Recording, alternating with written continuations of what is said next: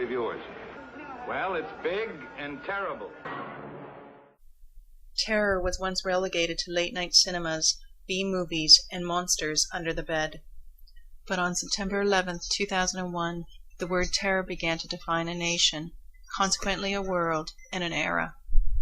The problem was the Bush administration convinced people across the globe that they could fight a concept, a neat, packaged idea that encapsulated all those images that have dominated Western media for so long, extracting the feelings and emotions that helped to define the concept. To that they added a video of a man with a beard who represented the heart of darkness, someone who was the other, the them that Chomsky and Herman speak to in their propaganda model. Hollywood no longer had to sell this kind of terror at the box office. Instead, it was the main feature in every major newspaper for weeks, months, and even years. Terror was the newfound enemy, and America and its allies were at war.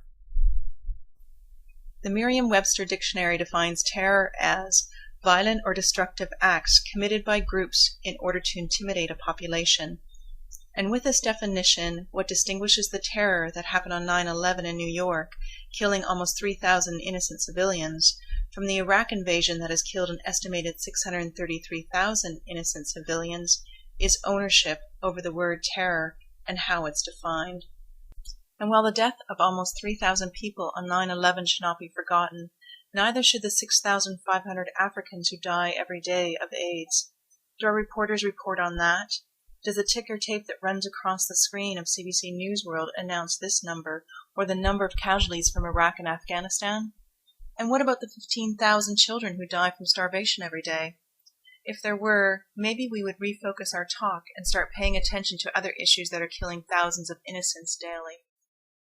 The media, newspapers, radio, television, advertisements, tell us what is important. And we listen and we relate because it's here, not there, in countries whose world only touches our own through video, television screens, and headlines. It's not enough.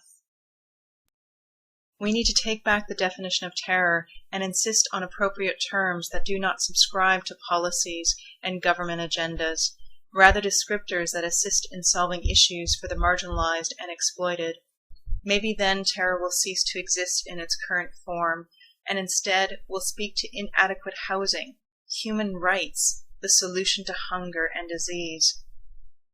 It's up to us to decide if we're citizens who seek the truth so we can act, or consumers who eat what we're fed, then sit back on our couches to watch a little reality TV.